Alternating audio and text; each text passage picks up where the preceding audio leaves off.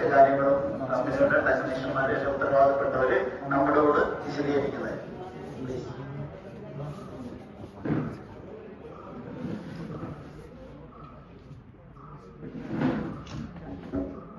എല്ലാവർക്കും നമസ്കാരം. കമ്പനിയെ കുറിച്ച് പറയാം. ഉദ്യോഗാർത്ഥികളുടെ സാഹചര്യത്തിൽ എന്നെ ഏൽപ്പിച്ചിട്ടുള്ളത് ഞാൻ കമ്പനിയുടെ മാർക്കറ്റിംഗ് മാനേജറാണ്. ഡിമാൻഡ് എഞ്ചിനീയറിംഗ് കമ്പനി സ്ഥാപിതമായത് 2012 ഇതുവരെ വിദേശത്തെ ഇന്ത്യയിലായിട്ട് സർവീസിംഗും കോൺട്രാക്ടിങ്ങും പ്രവർത്തനങ്ങളാണ് മെയിനായിട്ട് ചെയ്തു വരുന്നത്. അതിലേക്കാണ് നമ്മുടെ പ്രൊഡക്റ്റ് മാർക്കറ്റിൽ ഇറങ്ങുന്നത്.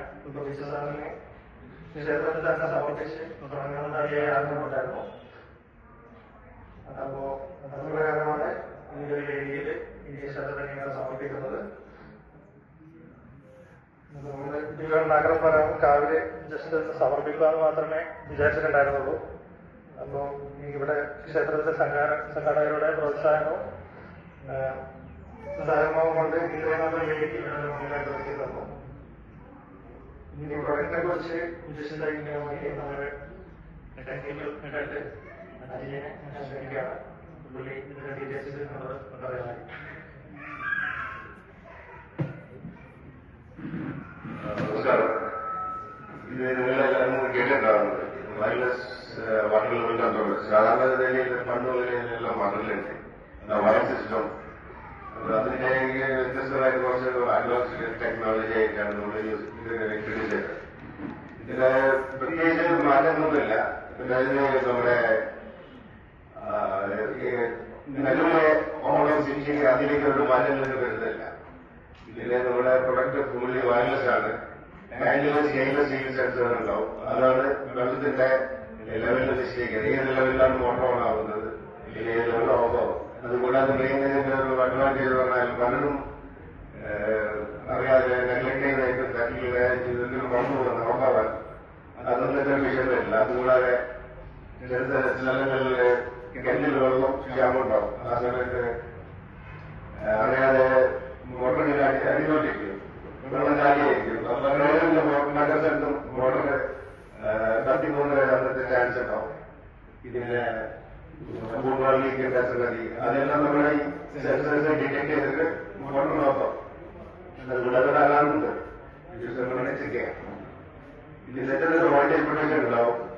അതായത് ചില നാട്ടുപ്രദേശത്തിലൊക്കെ വോൾട്ടേജ് ഡ്രോപ്പ് ഉണ്ടാവും. ഇതിന്റെ വൈകിട്ട് സമയത്ത് മോട്ടർ ഓൺ ആക്കിയിട്ട് ആൾക്കാർ പോകും. അതൊക്കെ മോട്ടറിന്റെ ലൈൻസ് എല്ലാം കുറയാന്നല്ലാതെ വേറെ അതിൽപ്പെട്ട ഗുണങ്ങളൊന്നുമില്ല. അപ്പൊ ഈ പ്രൊട്ടക്ഷൻ എല്ലാം നമ്മൾ ഇൻഡ്യൂസ്. ഇതിന്റെ കൂടാതെ ഏത് ടൈപ്പ് മോട്ടറും നമ്മുടെ ഡിവൈസ് കൺട്രോൾ ചെയ്യാൻ പറ്റുന്ന എല്ലാ ടൈപ്പ് മോഡലും ഉണ്ട്. സിംഗിൾ ഫേസ് ആയിക്കോട്ടെ. അതുകൂടാതെ മൾട്ടിപ്പിൾ വാൾ കൺട്രോളേഴ്സ്, മൾട്ടിപ്പിൾ ടാങ്ക് കൺട്രോളേഴ്സ്, ഇങ്ങനെ ഒരുപാട് ഫീച്ചേഴ്സ് ഉണ്ട്. ഒരു ഏതൊരു 4 നില 5 നില വീടുകളിലൊക്കെ നമുക്ക് ചെയ്യാൻ പറ്റും. അവിടേക്ക് ഒരു ഫയർ സിസ്റ്റം ആകുമ്പോൾ ഇതിന്റെ കോസ്റ്റും ലേബറും എല്ലാം ഇതിന്റെ 2000 കൂടും. പിന്നെ അതുകൂടാതെ ഈ ഫയർ സിസ്റ്റം ചെയ്യുന്ന പ്രോഗ്രാം ഉണ്ടെന്ന് അറിയില്ല. അത് 24 മണിക്കൂർ അതിലേക്കൊരു 10-15 വാട്ട്സിന്റെ യൂസ് ഫുൾ ടൈം യൂസേജ് ഉണ്ട്. അതുകൂടെ കറണ്ട് ബില്ലിനെ എഫക്ട് ചെയ്യും. അങ്ങനത്തെ ഒരു സംഗതി നമ്മളിത് ഇവിടെ ആണെങ്കിലും 2 സൊല്യൂഷൻ പുറത്താണ്. അപ്പോ അത് ലൈഫ് 2-3 വർഷം വരെ കിട്ടും സാധാരണ. ഇങ്ങനെ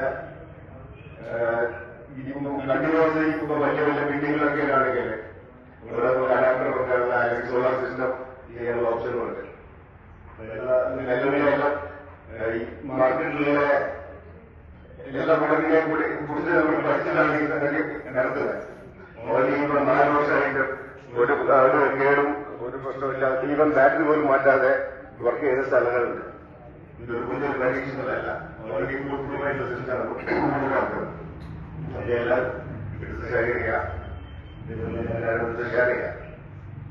ഇതിന്റെ ഡൗട്ട് ഉണ്ടെങ്കിൽ ഇൻഡോർ യൂണിറ്റിനും ബാറ്ററി കൺട്രോൾ, ഇൻഡോർ മോട്ടോറിനടുത്തുള്ള യൂണിറ്റിനും ബാറ്ററി കൺട്രോൾ ആണോ? അല്ലല്ല, സ്റ്റോറേജ്. ഓവർ ടാങ്ക് അല്ല, അത് മാത്രമുള്ള ഒരു ചെറിയ ബാറ്ററി. അങ്ങനെ ബാറ്ററി അല്ല, ലീക്ക് പ്രൂഫ് ആയിട്ട്. അതായത് ഇത് വയർലെസ് സംവിധാനം താഴെ കിട്ടിക്കഴിഞ്ഞാൽ ആ ഒരു യൂണിറ്റ് അവിടെ ഉണ്ടാവുമല്ലോ, കൺട്രോൾ യൂണിറ്റ് ഉണ്ടാവും. ആ യൂണിറ്റിന്റെ പവർ ബാറ്ററി ഓപ്പറേറ്റഡ് ആണോ അല്ല ഇൻക്ലൂഡ്